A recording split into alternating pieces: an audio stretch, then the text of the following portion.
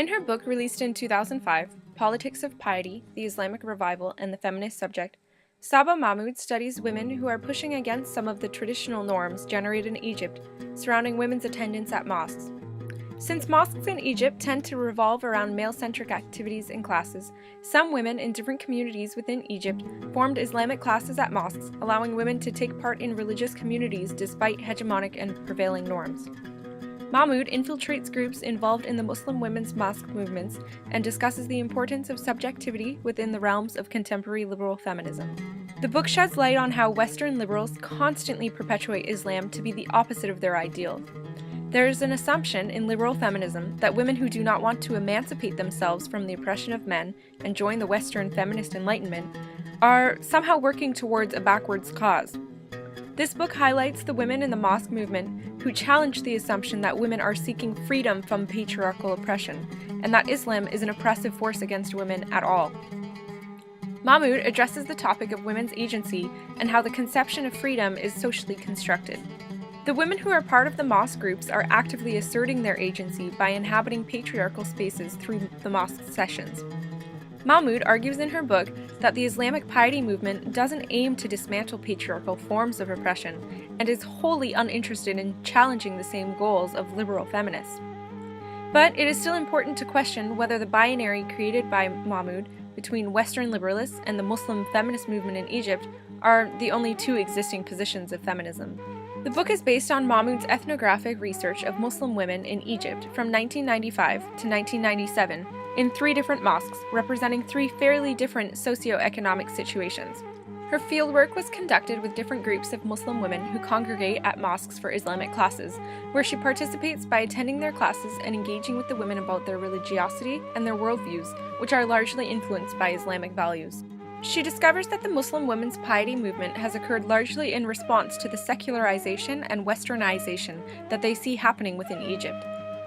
In the first chapter, entitled Subjects of Freedom, Mahmood explains the historical and political importance of the concept of freedom in a Western and Egyptian framework.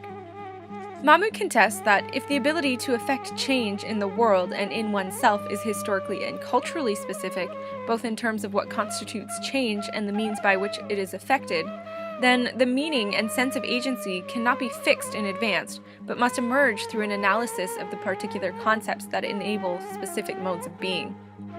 Mahmood argues that the term agency is malleable, and that different forms of agency are exerted depending on the conditions of the individual. The women in Mahmood's studies are not politically inclined and do not necessarily wish to resist against the patriarchal frameworks made within Egyptian mosques, but rather their goal is to attain a higher level of piety.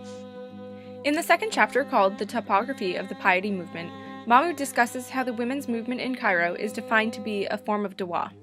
The term dua essentially means a call or an invitation in Arabic.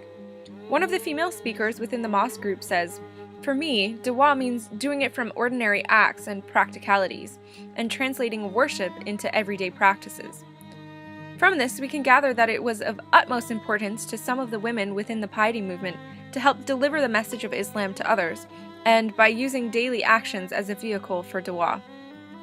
The practice of dua includes an indisputable concept of agency within Islam, since it is a mode of spiritual networking with others by explicitly soliciting and bringing them towards religious piety.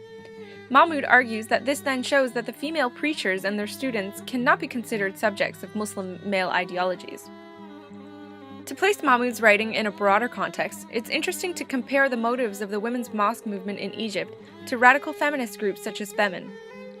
Femin has acted on behalf of Muslim and Arab women by protesting topless in Egypt.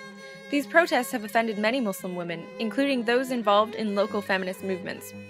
There is an assumption by the radical feminist group Femin that Muslim women are oppressed and that practices such as wearing the hijab or niqab are rooted in patriarchal traditions. However, these assumptions completely disregard the agency that many Muslim women employ when deciding whether or not to don any sort of veil. The goals of Femin in regard to the freedom of Muslim women are far different from the goals of many Muslim women themselves, some of whom seek refuge and find comfort within Islam. The goals of these women are to find a way to practice their religion more wholly throughout the course of their daily lives. This is how the women's mosque movement aims to assist women who root themselves in Islam, instead of throwing away faith in favor of a more Western version of liberal feminism. The Egyptian feminist movement in the mosques in Cairo can be considered the antithesis of liberal feminism. When comparing these two opposing groups, the belief that certain ideals are predisposed is dismantled, and it can be seen that ideas of liberal feminism or Islamic values are not intrinsic or a natural instinct, but rather they are learned and taught through politicalization and socialization. The third chapter, Pedagogies of Persuasion, delves into how concepts such as Islamic religiosity and liberal feminism are learned experiences. Mahmood explores the effects that secularization has had in Egypt and finds that many people are turning to Islam in a reactive way. More people have access to religious texts, and there is an overall goal in teaching Islam in a way that can be incorporated into everyday life. The women's mosque movement is very much interested in how virtuous behaviors and practical knowledge of Islam can be made more accessible. This book sheds light on a very interesting women's movement that is more concerned with achieving piety than with dethroning overbearing norms.